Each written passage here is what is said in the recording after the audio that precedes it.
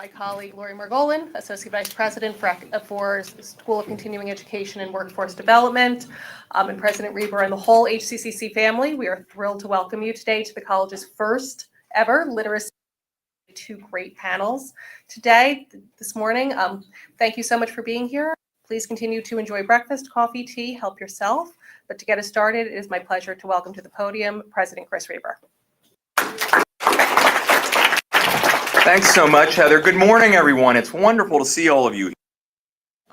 Great to Hudson County Community College's first, what we hope will be an annual. As we all know, the topic of literacy is closely tied to the two overarching institutional priorities, and those are student success, using data and best practice to help students complete their credentials, transfer gainful employment, and achieve their goals and dreams, and diversity, equity, and inclusion, leveraging our rich diversity to reach exceedingly higher levels of excellence in service of our mission. These two priorities guide all of our work at this college. This college is an open access community college, which means we don't choose our students. Our students choose us, and we welcome every student through our door. Through our dedicated faculty and staff, we meet students where they are, academically and also personally in their lives. And we provide them with the support they need to be successful in all of our high-quality academic and workforce programs. Focused on removing barriers to student success and providing holistic wraparound support services such as tutoring, advisement, mental health counseling, housing and food support, and a whole plethora of services and supports to help students navigate life challenges on their goal to transformative outcomes. And as a result, more reach the finish line, their degrees or work. At Hudson County Community College, we take the work very seriously. Our mission is squarely focused on meeting the needs of our community of Hudson County. Is the cornerstone of lifelong success. New Jersey ranks 5th in the United States for adult bachelor's degree or higher. That's a statistic that's worth celebrating, and it's of great importance to the work we all do.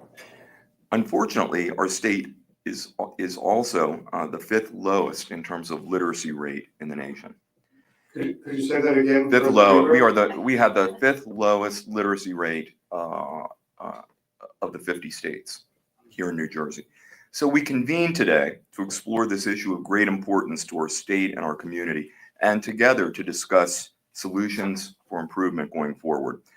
As you've heard, today's program is comprised of two panels. The first panel, which will be moderated by our wonderful friend and colleague, former New Jersey Governor Jim McGreevey, consists of an array of literacy experts who will be introduced shortly, and we greatly appreciate their presence and their sharing their perspectives today. And then, really exciting to me, and I'm sure to all of us, the second panel, which is entitled Facilitating Language Literacy Success for All, will be moderated by Professor of Education, Dr. Angela Pack, but it is comprised entirely of Hudson County Community College. Really, we salute them and look forward to their perspective. Like everything we do here at Hudson, today's event is taken to put together. First and foremost, I'd like Governor McGreevey and Dr. Pack, and all of our panelists for sharing their expertise and perspectives with us. And I'd also like to acknowledge several of my colleagues here at Hudson County Community College for their roles in making today possible. Dr. Nicholas Chevrollati, Vice President for External Affairs, Strategic Initiatives, and Senior Counsel to the President. Lori Margolin, Associate Vice President for Development, who's been a principal leader of this, with Dr. DeVries, our Associate Vice President for Academic Affairs, and Robin Anderson, who is our Associate Professor of Education. I also want to thank Daisy for the School of Continuing Education and Workforce Development here, our great facilities and information technology services teams, and Karen McLaughlin and Kurt Sippel from Flick Catering Services. Thank all of you colleagues for your leadership and support. And I hope all of you find today's forum educational, motivating, and thank you for joining. together to make it great.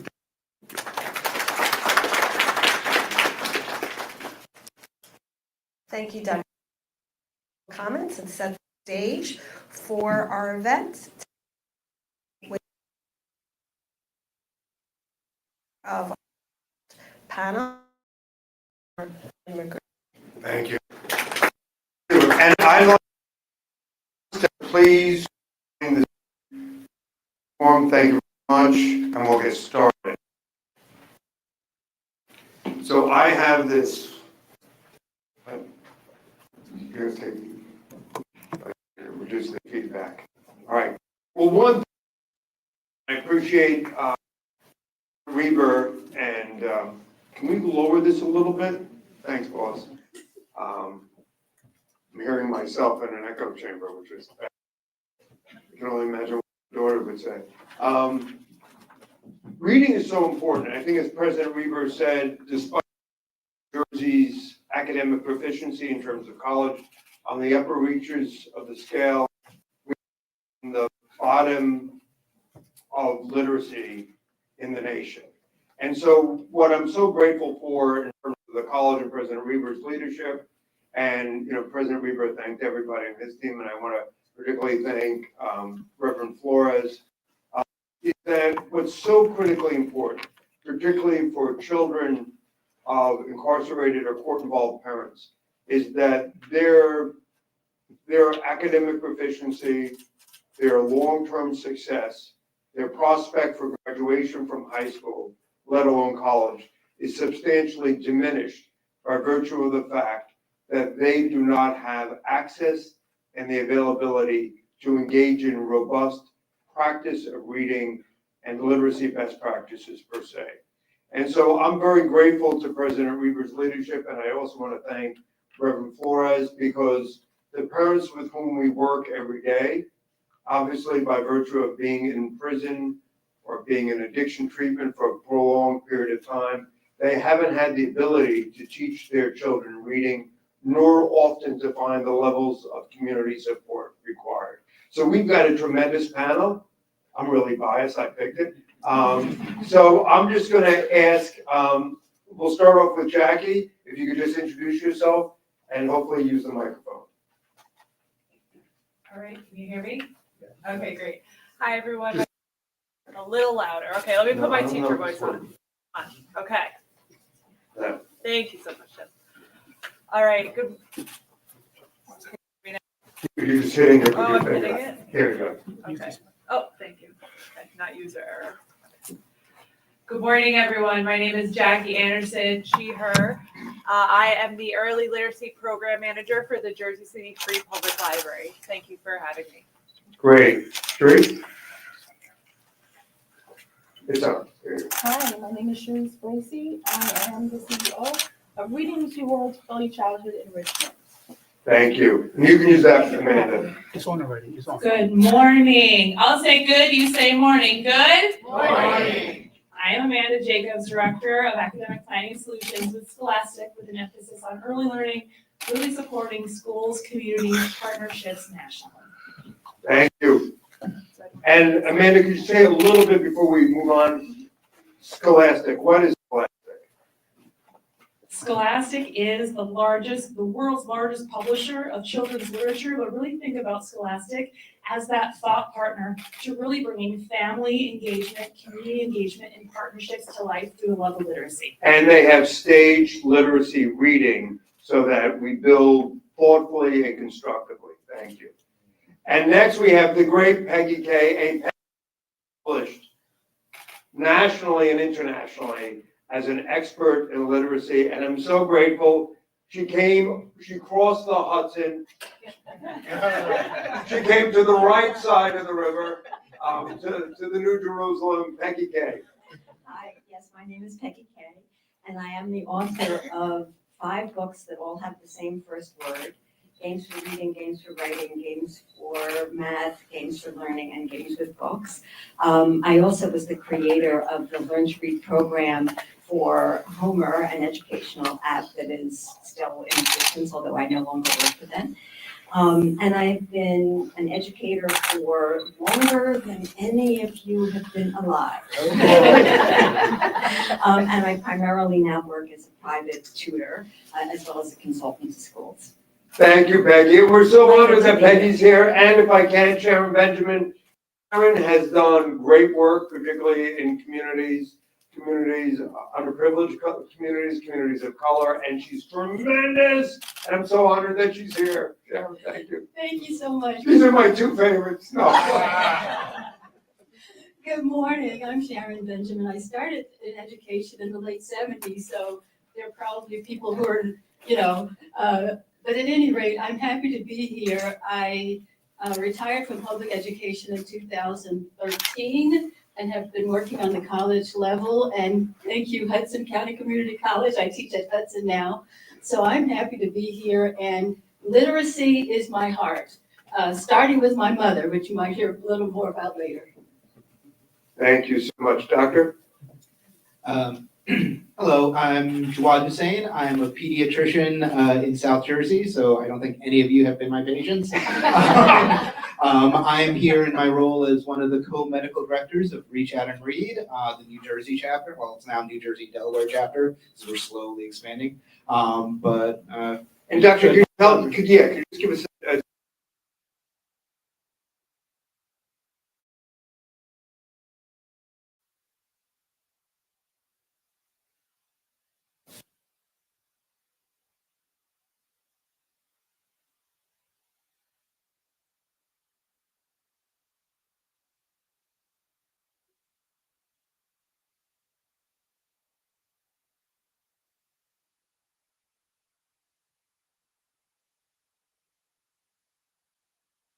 everyday community, or Jackie in the library system, but it's a community. And if we look at best practices, we understand the community. Politics, business, commercial, all the arts need to be part of the literacy front.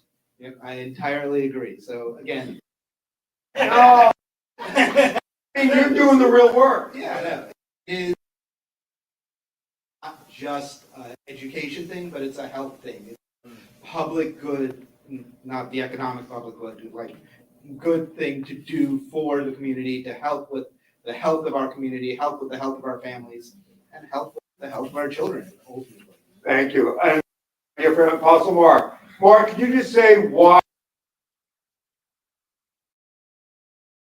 Important because it's really how we interact and how we express ourselves, how we're able to interact with others, how we're able to connect with others, and everything begins with relationships. And you need to be able to communicate that and also understand that. And that's where it starts. If I can't read, if I can't write, I limit myself in being able to express how I'm feeling or my ideas. Everything just stays in your head. So Mark just started out. Literacy. And if we look at, Sharice, if we look at literacy and enrichment program, so how a young child of literacy, to move to Peggy and Sharon and talk about teaching literacy. So how do we have a young child understand the Well, first and off, what's used? Can you use the mic? Thanks. my program, I like to make things fun. Because one thing I've learned, children love things that are fun. And when they see something as a chore, they're not gonna wanna do it, right? They look at reading as a chore. I've had a kid tell me, oh, reading is not fun. I'm like, what? Are you kidding me? Reading is food for your brain. It's like, it's exercise. I said, do your parents exercise? Yeah, my dad lifts weights. He does this for his muscles. And I'm like, well, that's what happens when you read. Your brain is exercising. You're using both sides of your brain. And the more you read, the more creative you become, the more knowledgeable you'll be, and to make fun activities to help them plant this seed of loving to read. Because if a kid has the seed of, oh, I love to read, they're not gonna part from that. And that's what Hey, excuse me, but then I picked the right person. But it's fun, it's creative, and it's empowering.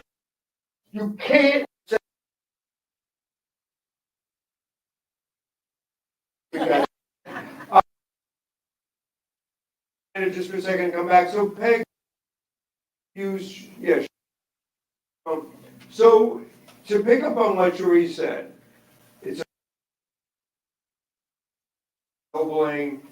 So Cherise gets through that it's fun, and I walk in thinking maybe it's not fun. Cherise tells me it's fun. Maybe I'm doubting. But what's the first step, if you will, in childhood literacy? I mean, not only as an author, but as an educator, how do we move to teach that child those basics? That's a question, and I think it begins very, very, very, very early, which is why I'm excited about. Can we have a round of applause? So this is what Doctor says. Doctor's giving out books, and Atlanta does this, by the way. Really, New Jersey, we have to catch up. When we are on the bottom 5 of reading, and you hear the doctor talking about at birth giving books, and particularly for families that are impoverished, those books are important. But Peg, go ahead, I'm sorry. So reading aloud to children, and if you are, as a parent, not a fluent reader, then get books on tape and sit down with the book, the picture book with the child, and read the picture. To necessarily read the words, to make the experience with books something children are eager, they want to grab to. There's also just rich vocabulary, talking to children, not in, don't limit your vocabulary. Use words like, oh, you're hungry, I'll bet you're famished. Create a literacy rich environment for young children. As they get older, there are all sorts of things that are essential to happen, to understand that a young child doesn't think of the word cat. They know what a cat is. There it is, meow, meow, that's a cat. They do not think of a cat as being at. But to learn to read, that's what you have to be able to do. And I like to remind people that our brains are not designed for reading. Homo sapiens sapiens have been around for 150,000 years, and we've been talking all that time.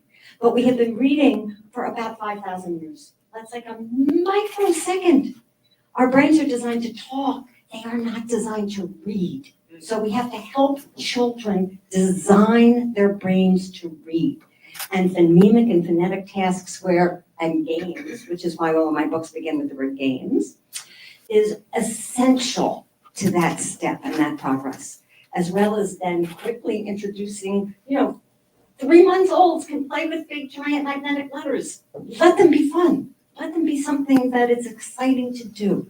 So the more you start early and the better practices you have, the more likely you're going to have success. So I just want to play with that for a second. So Therese talked about games. You talked about human beings developing sight and its language, but it's not reading. And then you mentioned phonics, right? And I know Sharon feels strongly about phonics. Me too. So, and then maybe Jack, so, because I just want to break it down. Can I add something? Sure.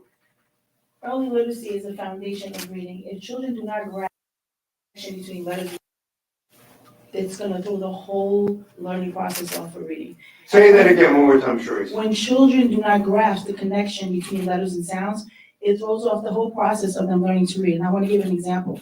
I have a cousin, her son was in 3rd grade, and she told me that he was behind. And the teacher was saying, oh, I think he's dyslexic, or he might need medication because he's not reading good. And she was so upset about that. She was like, he was doing so fine, and now he gets in his class, and I think it's the teacher all about. So I said to her, let me test him. And she thought I was gonna go with this big, long test. And I just did simple letters and sound assessment. Do you know that he had the letter Y and U mixed up? He's in 3rd grade. So I tested him letters. Of course, he knew what ABCs look like, but the sounds. When I got to the letter U, he told me it says yuck.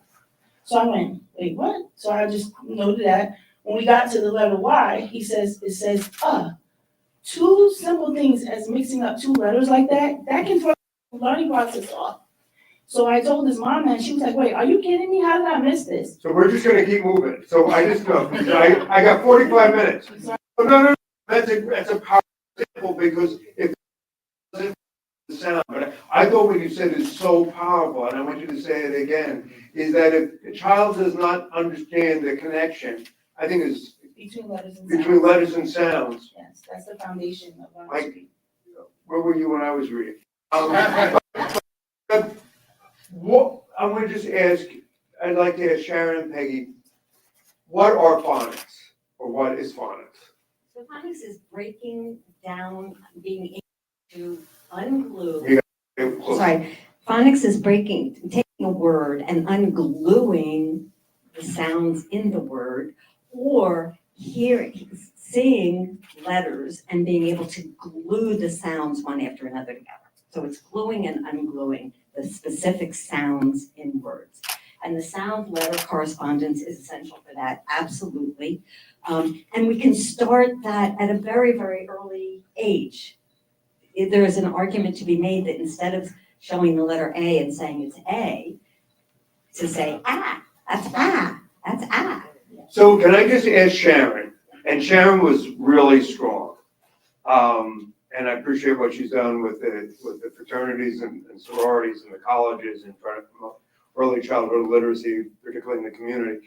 Sharon, you've spoken really strongly and clearly about the importance of phonics as opposed to other ways of teaching reading.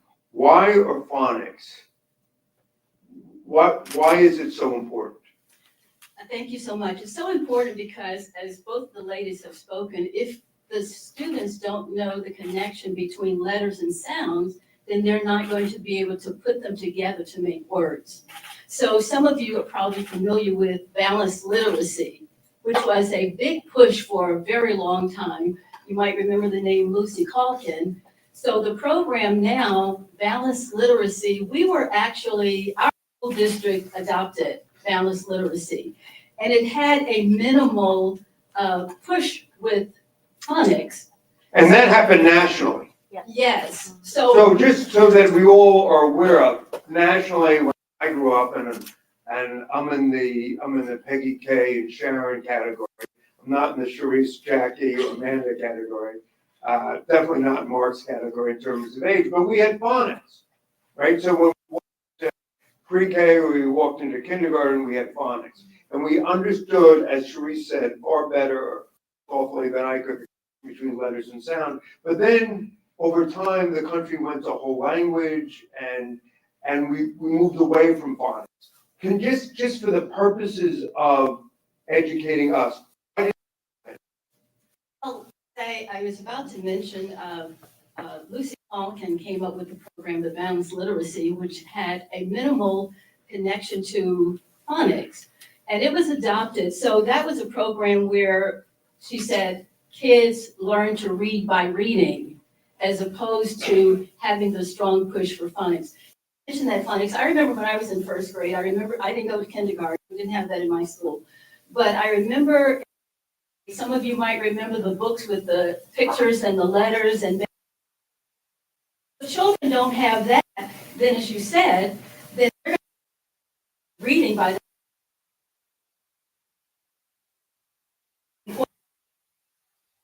grade.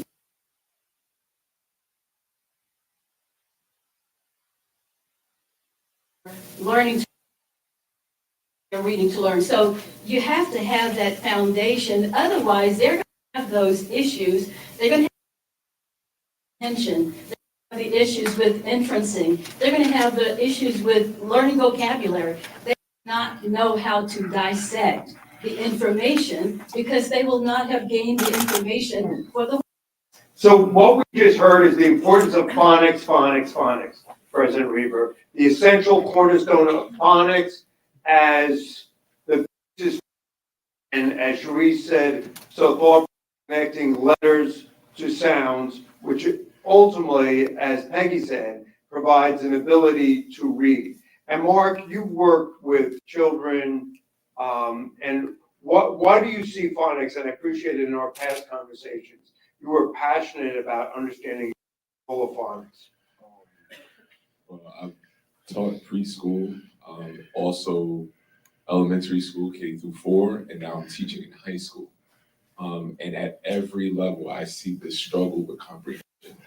Say this again. Mark, please. At every a struggle. For all of us in the room, and particularly for the work that Reverend Flores and I do in terms of children of court-involved parents, this struggle, if we don't, Professor Benjamin said by third grade, the consequences are a lifetime of lessened proficiency, lessened ability, and lessened opportunity. And Mark, can you just speak to that a little bit longer? Absolutely. And I teach at Weequahic High School now as a music instructor. And when I'm doing my classes and we're working on vowel sounds, right? Singing to get the proper tonation with the vowels. They don't even understand what vowel sounds are. No, all right, and you're teaching in what grade?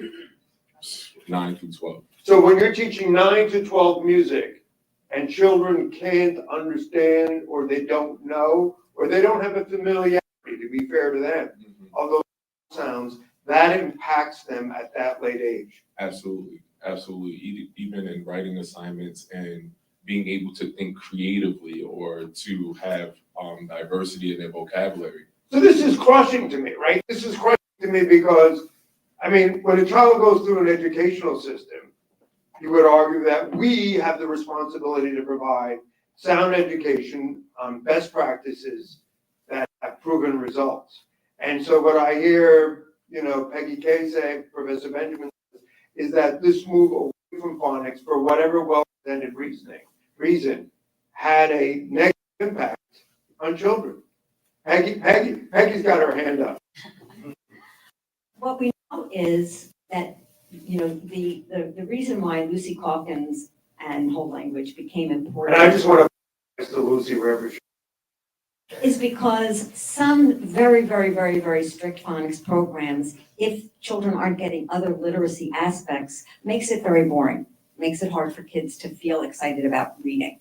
And I'm always wary of the pendulum swinging too far in any direction. We need to be a little bit, respectful of some of the things that are in that are not phonics. But what we know from the science of reading, we know this beyond a shadow of a doubt, that explicit sequential phonics program for children works. Now, there are going to be kids who are going to learn to read at 3 years old all by themselves. They don't need it. That's fine.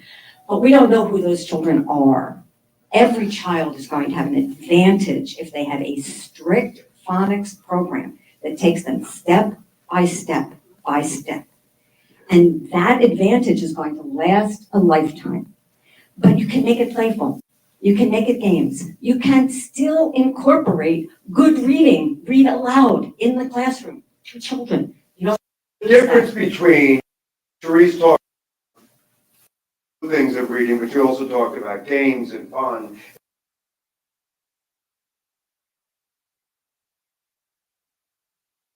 And to be clear,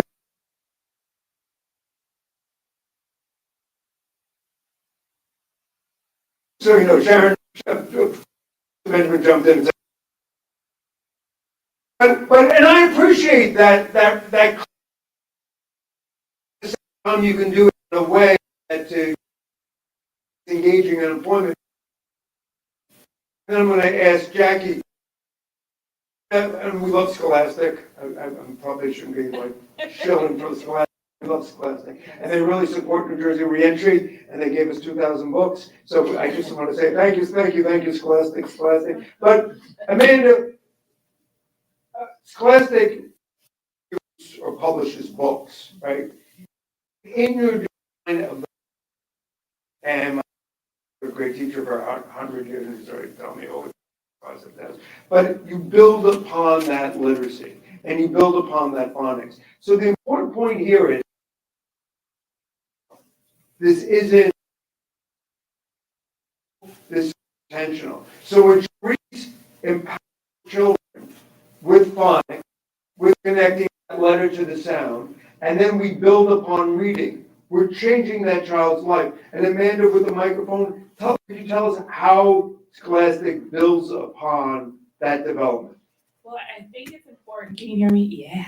I think it's important. We shout out, thank you for that acknowledgement. I think it's incredibly important to have books in homes and building home access to books. Yeah, and just as an aside, when parents are struggling with rent and like sneakers that cost $1 billion, I mean, books are important, and for so many families, they don't have that at their fingertips. Absolutely. If you think about a child's life, they spend about 1,400 hours a year in school, about 6,000 hours at home outside of school. So if you're thinking about the space and time of where kids spend their time, we have an incredible asset-based mindset to think about how can we tap in to the impact the child has. So maybe in the early learning space, it looks like the books we have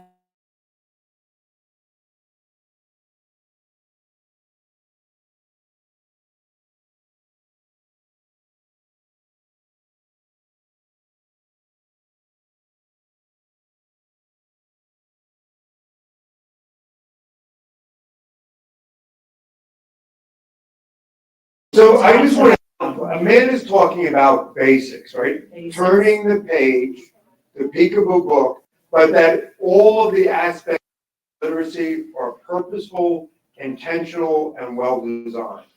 absolutely. And then as we're growing with phonemic awareness and phonics, how are we building in multisensory learning with the books that match the letter sound correspondence? How are we thinking about building decodable readers to help engage that automaticity for fluency in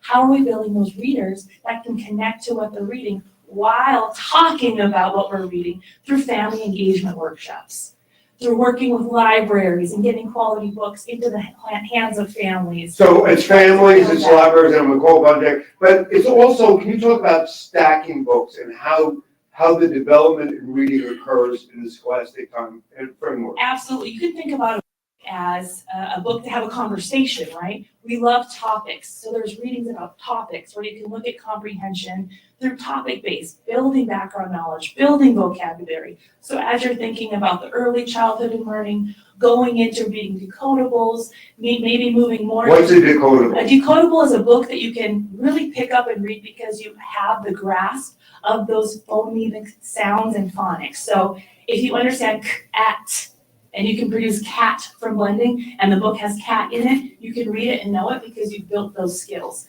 as opposed to maybe a leveled reader that is on a level with patterns where kids are just guessing the book because of the pattern, not that they're actually reading the words in the text. Okay, Mark, and then I was gonna come back to Jackie. Mark? I believe what she said is absolutely correct. As far as, having the books in hand, but what I'm understanding as an educator now, what I've seen is there's a removal of actual books in school. Don't get me started. These do not have books. They rarely carry book bags. Everything is on a computer now. So a book is foreign. Even for the child now, it's an iPad, it's an iPhone, it's a MacBook, it's all of those things. It's just technology. So I think even systematically, this is becoming an issue, or because we're talking about bringing books back, but there's no books in school. Everything is for Zoom, where you're using systematically. For the return of books. For the return of books. And I just want to shout out what Mark said, President Reavers, because, the individuals I have the privilege of working with, I've had grandmothers come and say, my grandson is here, I don't have internet access, I don't have a tablet, and I want to teach him to read, and I have the book that he's reading in the classroom. And so it just pains me that we're missing a golden opportunity of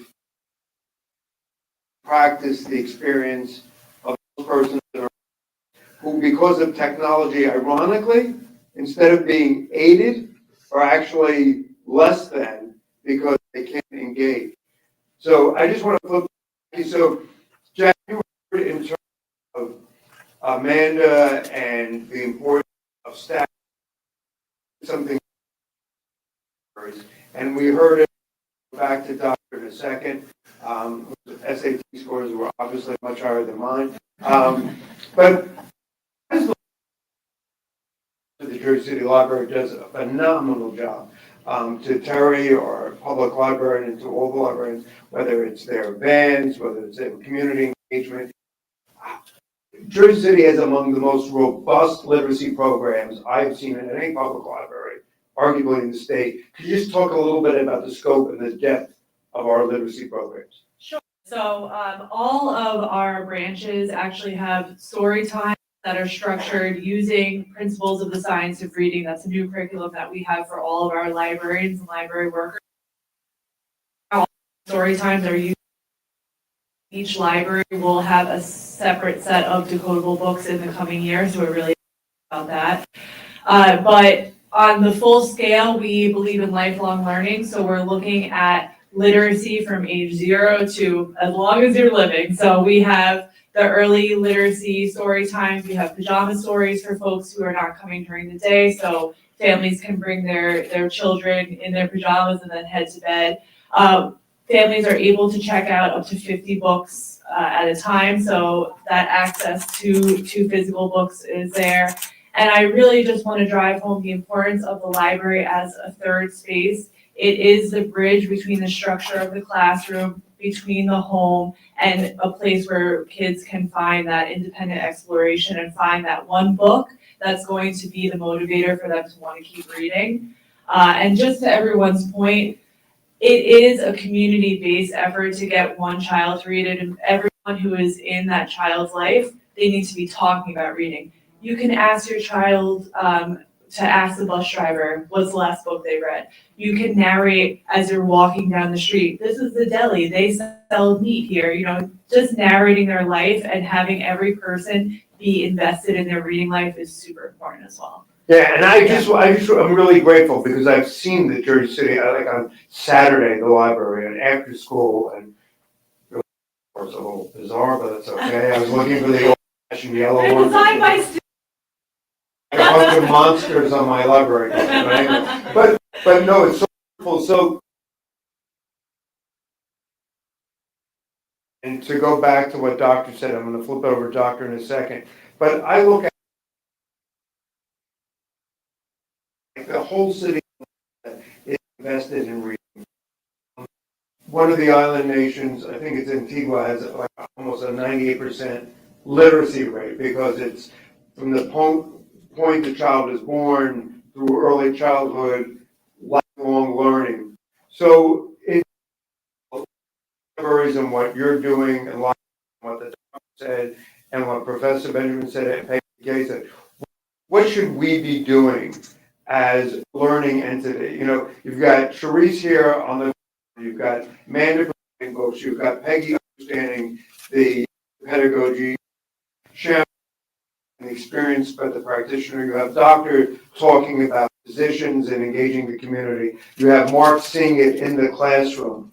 Somehow, I think we're beginning to correct the deficiency of phonics, and we're moving that. Somehow, I think we're moving to make it more fun, and we're starting, but it seems as if, though, there isn't a consistent, coherent game plan for reading as a state, as an entity, that we're not connected in purposeful ways. And that's why I want to thank President Reber, I want to thank HCCC, because the whole goal here today is to be deliberate and purposeful about reading. We have these connections, but my sense I make up, Jack, it's not by design, it's by relationships now.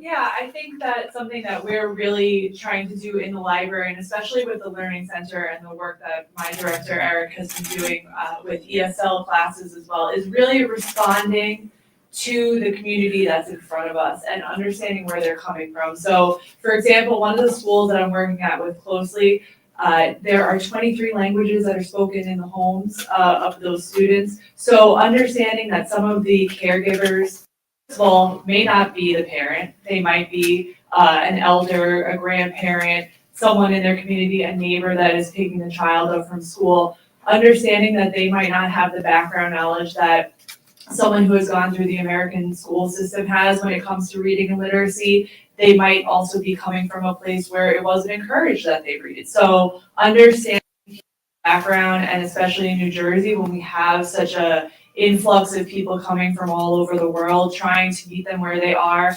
And that does mean, pairing up with, as a partnership, whether it's our bookmobile or working with the reentry program or working with an organization like Welcome Home that works with refugees. We have to all be talking with each other, because every time that I meet someone new in the community, they are focused on literacy in some capacity, whether it's health, financial, reading literacy, and how can we all just work together, and instead of existing in our little bubbles, trying to reach out and build up. No, thanks. Thank you so much, Jackie. And So I'm just saying something nice about Eric. I don't know. But So I'm gonna piggyback off that it's not just being in multiple locations and encouraging the literacy, but also doing it very early, right? One of the most ironic things about the human experience is that the most important years of your life are the ones that you don't remember, right? Your most important years are 0 to 5, and like I can only remember one thing that happened to me before I was 5. A lot of the foundational. was it enough? I mean, it's the death of my grandfather, right? His funeral, right? Like that's the only thing I remember. Which, I remember him the day before and not the next day. Yeah. Like so. But your point But is that's you don't the only thing I remember early childhood literacy. You don't remember reading. Yeah, I don't remember reading, but this is foundational for all that happens down the road. And the other thing I'm going to sort of spin on that, like when I'm hearing about these experiences in the library, I'm actually hearing positive childhood experiences for these kids that are involved in this. So, we talk a lot in the healthcare world and community health about adverse childhood experiences and how like you can click off that, if a kid had 4 childhood experiences, their average life expectancy is decreased by like 15 years when over their whole lifespan and whatnot. But the flip side of that, and the research is becoming more and more clear, is that when children grow up with positive childhood experiences, whether it's bonding with a librarian who reads to them every week, or a grandmother who spends the time to read with them every day, or whatever these sort of shared good connections, these more positive childhood experiences balance out the negative long-term health effects of adverse childhood experiences. So the positive can outweigh the yes, negative. the positives can cancel out. And there's like some good data showing that even for children who grew up with up to 4 serious adverse childhood events on there's a scale of 10 things that we have identified as being really critical down the road. If you have up to 4 childhood experiences, but you have 4 positive childhood experiences to sort of balance that out, you are at the same level as a child who had no adverse So childhood that experiences. literacy and teaching The connection mitigate the is negative. to help, yes. So to help. no, and I appreciate that, Doctor, because what you're saying is the role of the community, the role of physicians, but even more profoundly, the role of literacy, not only in helping a child read, to go back to Sharice's point, and be creative, but actually mitigate some of the trauma that may happen. So I'm going to ask, so if you're all in New Jersey County, and we'll start off with Peg, and then I'll go to Sharon, and then I must come back. So what is it that you would do, Peg? What is it that you would do for literacy, to promote early literacy, to ensure whether it's the medical director, whether it's the adjunct, whether it's the professor, whether it's the local church, whether it's the library? I think what we need is a literacy plan. But as part and parcel of that literacy plan with scholastic and with community-based organizations, what should be the principles of those plans? Can you give me 3 principles that would drive a plan for early childhood literacy in an integrated program? Well, one important thing is to make sure that there's starting at a very young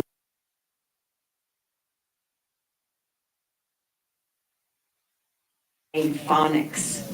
phonemic awareness, why these principles are essential, and help them to come up with the strategies that are the most engaging for children for that to happen. So one is teacher, That with parents. okay, so one, teacher awareness, education, and communication. I with ways books to families, make sure that teachers are reading to children all of the time, every single day. The importance of books, the importance of prior knowledge. Amanda's point, books. Was the doctor's point, the importance of books. Right, and you don't have to wait to be able to read the book yourself, to be able to benefit from having that book available So to you. teachers, And the other thing books. is the reversibility of the code. So What does that mean? it means that what we do to read is also what we do to write. And I think that all too often we are teaching reading and then putting writing aside. Wait, It should you gotta be go done slower for me. simultaneously. Wait, you gotta go slower. So what, When I'm working with kindergarten children, I have a journal for them and I ask them questions like, what's your favorite breakfast? And I ask them to write it down. Now, they don't have the sound letter correspondence necessarily to put waffles with a W. The waffles might be YMQ. I don't goes care. back to Sharice. I want them, they will eventually hear waffle because I'm working on phonics with them and phonemic awareness. But the reversibility of the code, having them as adept at writing as they are at I'm reading. sorry, so reversibility of It code, means you're that- saying, it means you're that- saying decoding the letters. Right, so it's saying act makes cat, but also, if I, You have to be able to read to write? no, Okay, but if you've got a sense of sound letter correspondence, even in any, there's a wonderful book called Genius, Gyns, which is the author's story of her son learning and putting, different Post-its around the room, different, and he made writing his road to reading. And I think that's really, really essential and we don't do. the third point, I'm gonna ask you to say for the third time, maybe the fourth time. Reverse decoding. Can you say that in simple English? Let children sound out words so that they can write them Okay, and encourage writing of them, as well as let them be able to sound out words to read them. okay. You can process it together, 2 for 1. It works. That's great. All right, so one is teachers And family. and, Encourage families Okay. to understand this because. but teachers are key. Teachers, the importance And of, teachers, phonemic because they have awareness. not been taught how to do sequential, systematic, and explicit phonics, you throw it, at them, not going to work. They understand it from the inside out. They need mentors, they need practice. is books, and the third is, okay, I Right, understand as you reverse read. decoding, which means that I get. So Sharon, excuse me, Professor. You want to introduce a literacy program that's going to change the community. What are the 3 principles? And then I'm going to ask other people, what are the 3 principles that drive it? One of them, I think, is I'm thinking parents don't need to be hooked on phonics to teach their children to read. But I appreciate what the librarian said because I think that is so important. So we have the home, the community, and other organizations. Piece here. They all have to be connected. I appreciate the reentry program. And you mentioned the number of people in the community who speak different languages. So with the library providing those experiences and for teachers to understand that and not stigmatize the students or the parents, it might be the grand as to help the child.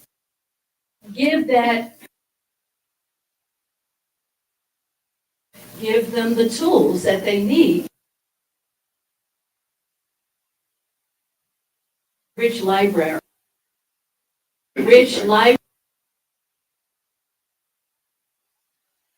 Multiple levels. Because And the sad reality is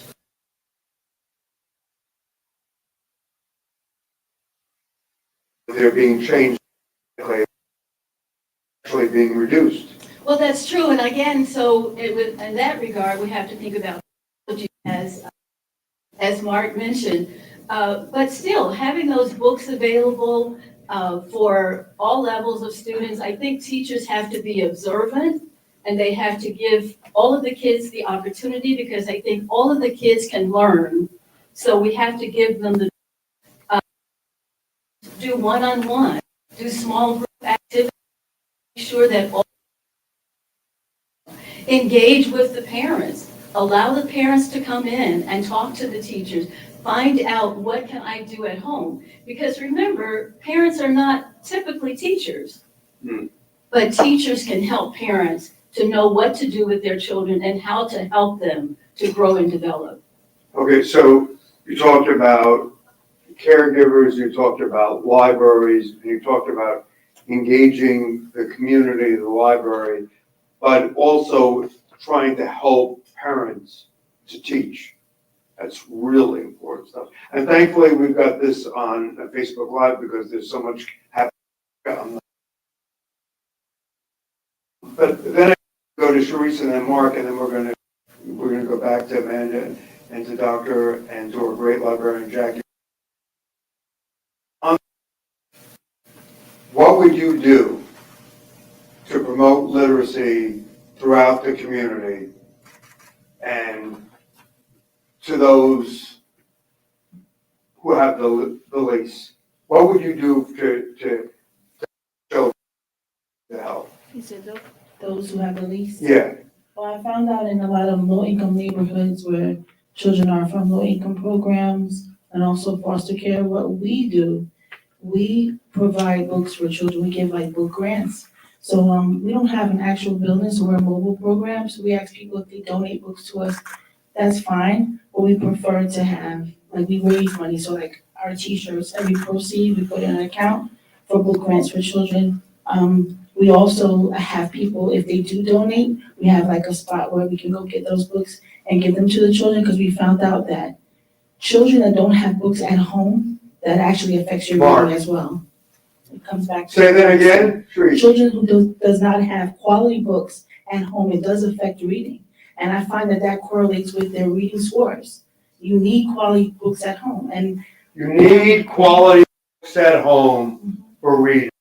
This is so important. So one of the things I'm doing, I'm trying to, as a community, will help us volunteer. We have a literacy club called the Reese Reader and Bookie Literacy Club. Those are characters from our program. So what we do is also we make learning fun and reading fun. However, it's a community effort to help us, raise money for books, things like that, so that these children can create book nets at home. They can go to their little safe space and have their little books where they can read. Because books are actually a I got a new BFF. Oh. All right, now to Mark. So what really troubled me is what you just said. And you happen to work in the second best city in the state. But it's just how literacy impacts these young men and women for the rest of their lives. Absolutely, for college applications, just being able to do basic writing and expression. I had some of my students do a do now, and I was asking them their opinion about something musical. And I told them no less than 7 sentences. And it was like a 3-part question. And the average amount of sentences that I got was from 2 to 3. And it was like, I don't know what else to say. I don't know what else to write or how else to write it. And as a teacher, I heard Professor Sharon saying,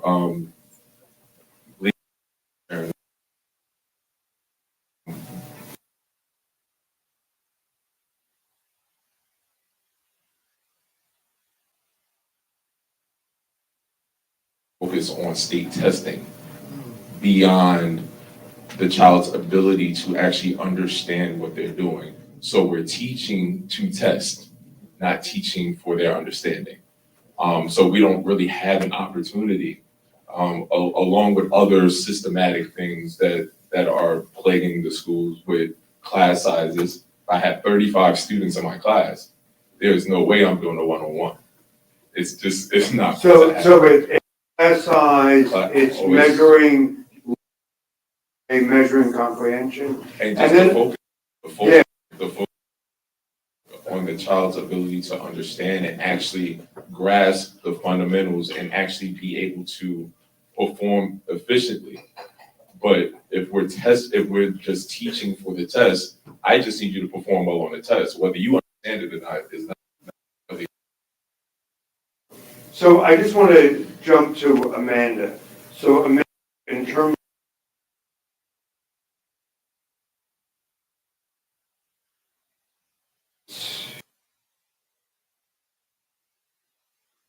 basics, and then how a diverse learning experience for candidates at different places. I love that question. Former teacher, kindergarten teacher, high school principal, elementary principal, was part of a research project with the late Dr. Connor on scaling literacy. Fun fact, small group instruction is 4 to 10 times more effective in teaching phonics or code-based instruction than whole groups. So if you're a teacher in the classroom, if you're an administrator, put that in the back of your book.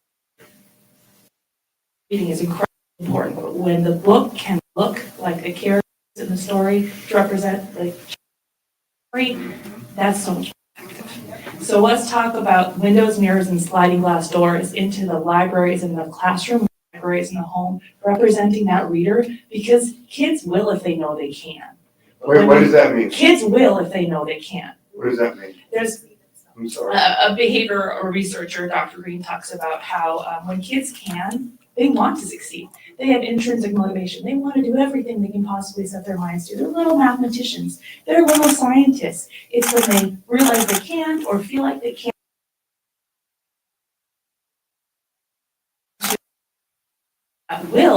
We have to show them they can. That also means the characters in the books need to represent the characters in their lives. To do that and takes them outside of maybe what they know. Frontier they didn't know was thinking about that. That's the high quality literature that's happening in the home, that's happening in the classrooms. So experience. Oh my God, Jackie Anderson just got excited. So Jack, heard what Amanda said, you know, you have to keep the child motivation.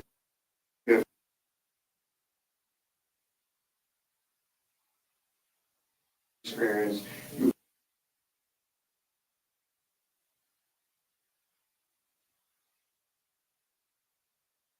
Awareness, the expertise, right, and you said it well before.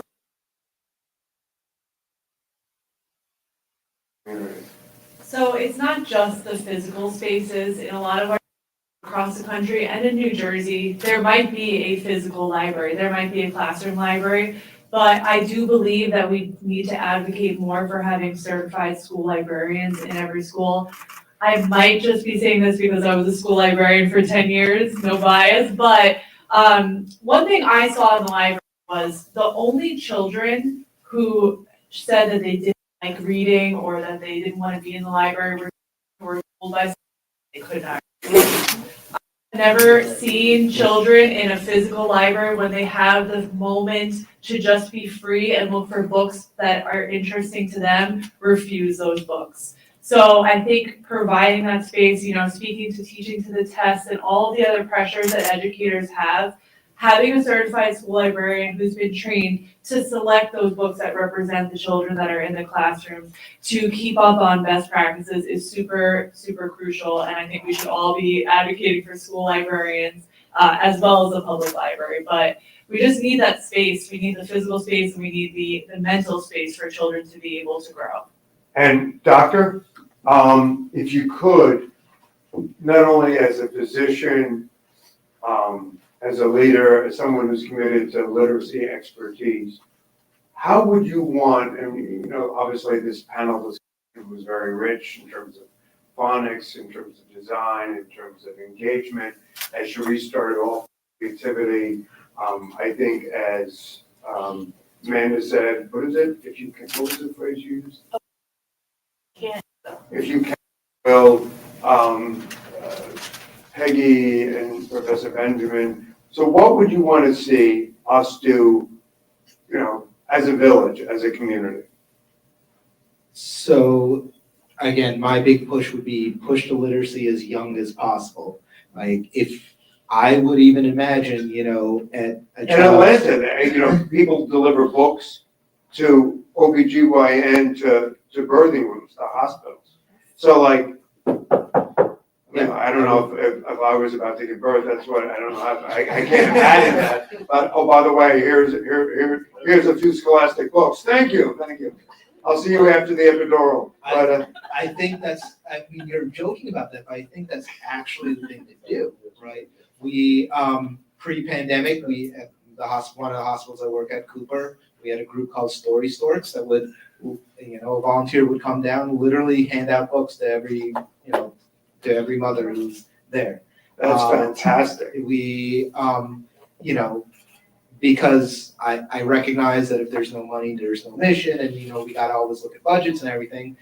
Using existing resources, give every kid who's born a library card right then and there, right? Amen. Make that sort of the mission and sort of normalize the idea that this is a space that a child needs to be. You can't, you know, we can't wait till 5 is really, you know, the whole idea of kindergarten and first grade was based on old, like hundreds of years old ideas that kids didn't start learning until they were 6, which we know is entirely false now. Like, so really learning has to start early, you know. I love the idea of universal pre-K. I know that's going to be hard to convince the funding for that, but I love the idea of universal pre-K. But again, pushing it earlier and earlier. One of the recent pushes that the Reach Out and Read community has been working on, and research has been shown, is that having the providers demonstrate how to read to a child in the physician room. Which is exactly what Professor Benjamin said. You know, just Exactly. teaching people how to read. Yeah. Yeah, and how to read. Yeah, and if you do that and normalize the behavior, I think that's one thing that we've also gotten away from in the age of cell phones and everything, like normalize the behavior of spending time together to read. Which is what happened in my generation. Yeah. But to go back to Mark, so we're gonna, we have literally 2 minutes left, 1 minute left, and I'm just gonna go down the line, but just to capture, we started out, great Peggy Kay and Professor Benjamin started talking about phonics and phonemic fluency. Took me 5 days to be able to say those words without falling over myself. I still don't get reverse whatever. Thank you, Mark. Reverse decoding, every time I see coding, I blanch. But phonics, as Peggy said, but in a balanced way, as Professor Benjamin said, giving people the tools for phonics, understanding the importance of early childhood reading, literacy, understanding the importance of teaching parents to be aides or supporters in this process, teaching people to read. So understanding, we started with Cherie's talking about, and I loved it, and it was God's grace. I picked her up and she said, making reading fun. I love reading, but I never went into it thinking it was fun, but it became fun. But fun, games, creativity, knowledge. We explored, Doctor talked about the role of the community, doctors, early engagement. Mark talked about painfully, for me, the consequences of people not having a phonemic awareness or early childhood literacy, or not being able to grapple with those issues. And then Jackie talked about literacy, and the role of the tripart, the family, the school, safe space, and the library. So and how it all, that, if you will, that triangle of support. So, I mean, this has been so rich. The thing that I walk away from this, Peg, is more than anything is intentionality. Is that reading is not only a skill, but it's a subject.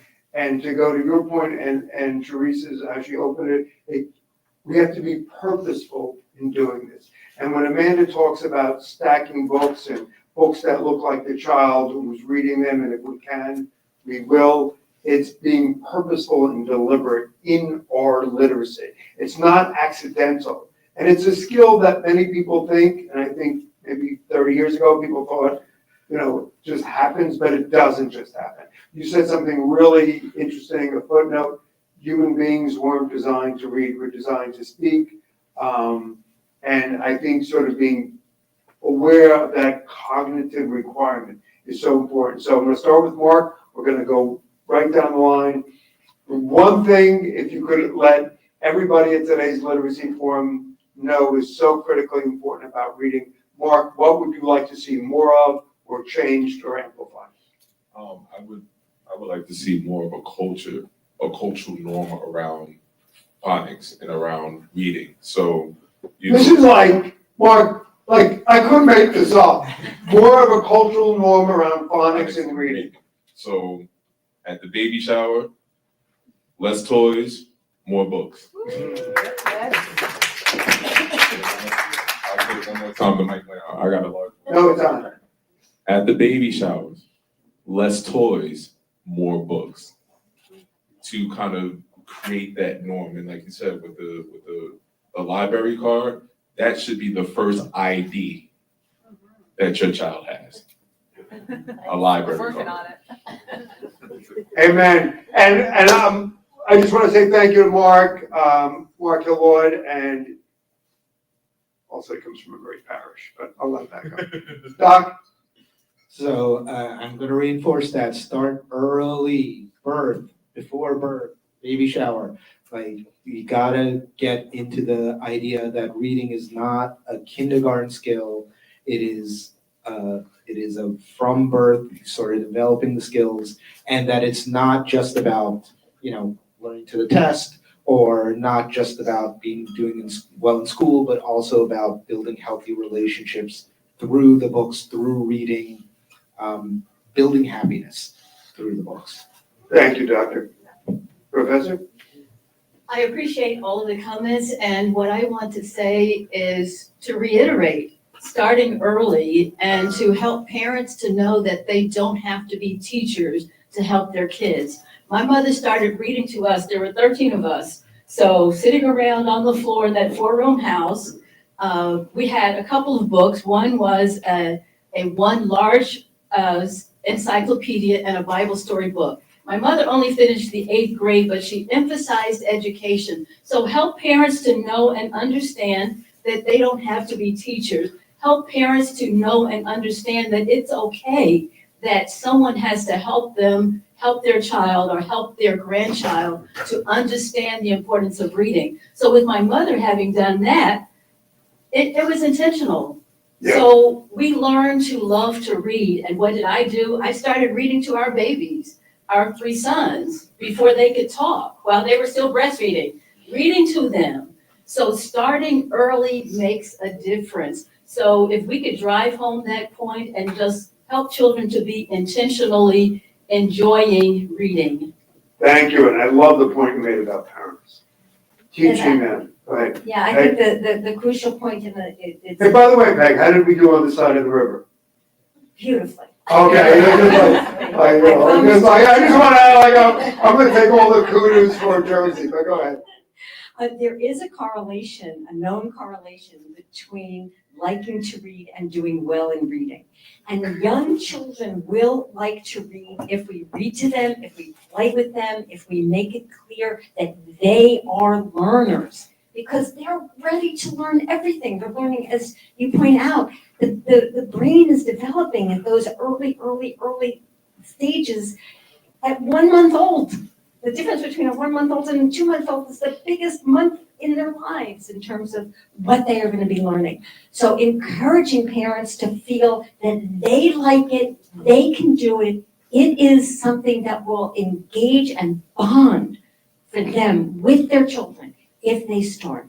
Giving them the opportunity in schools, in hospitals, in every Oh. environment that they're in, so that they carry that message home. Feel confident and secure that they like it, they can do it, they will do it, then the children will follow suit. And that's wonderful, because that sort of closes how Sharice started this conversation. Amanda, on books? Oh man, here we go. So I have to honor somebody, both but Carrie Ball, look her up, a former educator. She would start reading every day, and something I would do with my kindergartners. You gotta read, baby, read. You gotta read, baby, read. Because You gotta- reading is knowledge, knowledge is power, and I want it. Gotta read, baby, read. Right, can we all do that together? Read, baby, read. You gotta read, baby, read. And so I say that because literacy is for the lifetime, literacy is for liberation, literacy is how we open and spread the joy of tomorrow. When I had my babies in the NICU, we had grandparents at the senior center next door come and be volunteers to read to the babies between rounds. I swear my little girls are, I don't mean to compare kids, but my little girls in their vocabulary already as 18 months old is mind blowing. And I know it's because of the grandparents that came in, not my grandparents, from the senior center who read to the NICU babies. Any chance you have, whether it's your kids or somebody else's chance, you gotta read, baby, read. And just connect that message everywhere you go. Amen. Amanda, you're an evangelist for reading. Sharice? I think you should have you work with me on my songs. Come on, Sharice. I actually Read, wrote a baby, read. song called Storytime Friends, and it's singing by 3 of my little cousins years ago. And it's a hip hop song. And one of the parts in there is R to the E to the A to the D. Read, read. So that's a song that we use when we open up our programs during story time when we have our mascot. So that's a really cool thing. And also what I would like to see, piggybacking off what you guys said, parents reading to their kids and just making it fun, being a role model, because the children always pattern after what they see the adults do. So if they see you reading, they're gonna love reading. And that's one of the things that I want to see. Thank you. Jack? 1,000 books before kindergarten. So whatever child in your life, have them read 1,000 books before kindergarten. And just to plug the library, we have 1,000 books before kindergarten program. You can hang it up on the fridge, check it off. It's easy. They can read multiple books, their favorite book, multiple times in a row. It counts, but just get them motivated from 0 till before they enter kindergarten. So 1,000. So I just, this panel is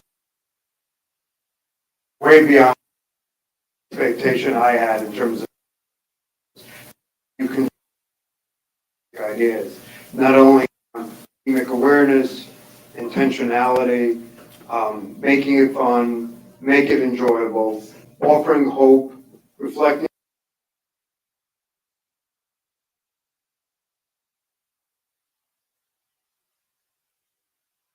so powerfully the consequences of not doing this, and having our departments of education, our state, reflecting upon testing which measures comprehension and measures reading.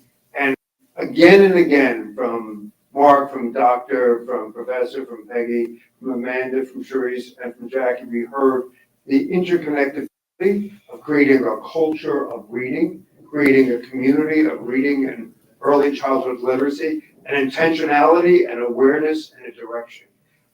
Again, for our great early childhood literacy, and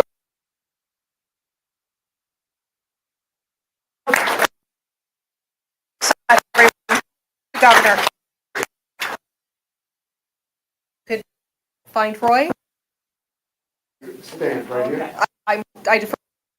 Right here, all right, if we follow.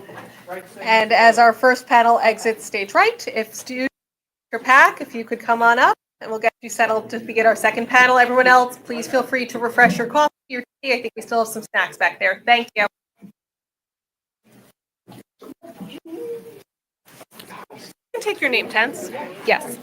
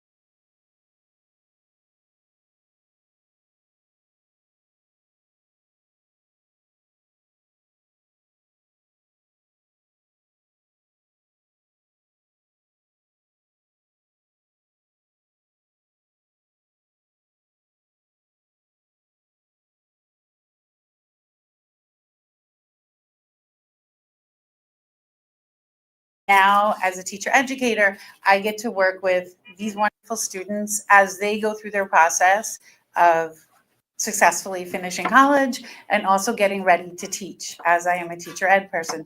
So what I would like to do is I'd like them to introduce themselves, and then we will start asking questions.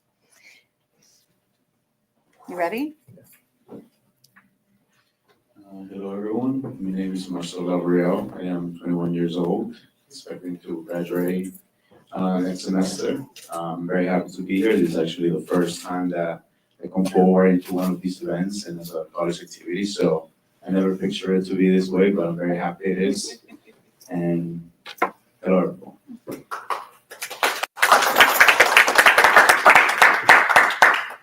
Good morning, everyone. My name is Crystal. I am an elementary secondary major. I am set to graduate in May of this upcoming semester, and I'm really happy to be here.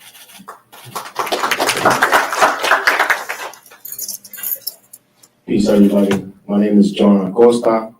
I am the president of Beta Alpha Phi, chapter in Phi Theta Kappa.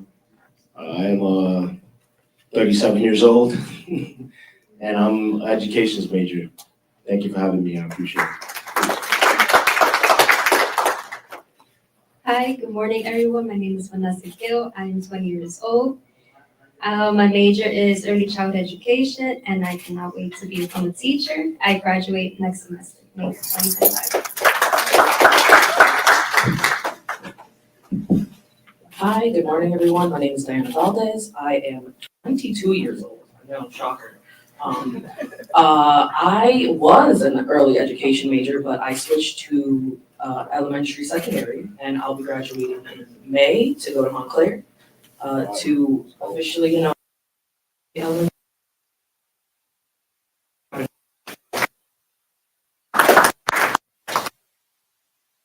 Sherman. I am 22 years old. I'm an education major as well for secondary education. I want to teach high school history classes.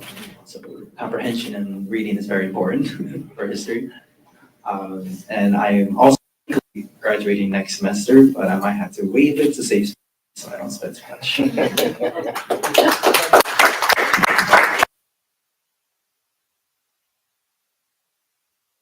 I am early childhood. I'm 20, and I kind of pretty nervous, but at the same time. So was our alternate, so we're very excited Leslie was our alternate. We're very excited that she agreed to do it. So part of our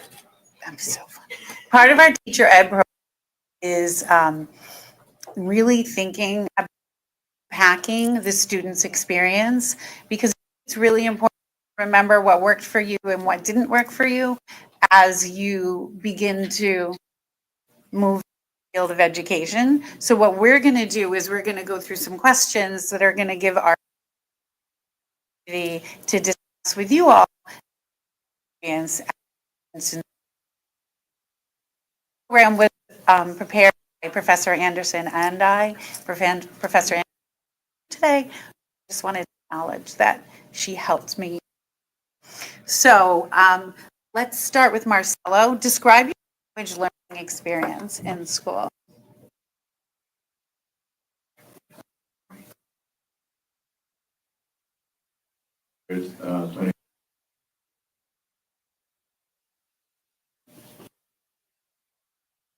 Memories from experience since in one room, which was very for me, the concept of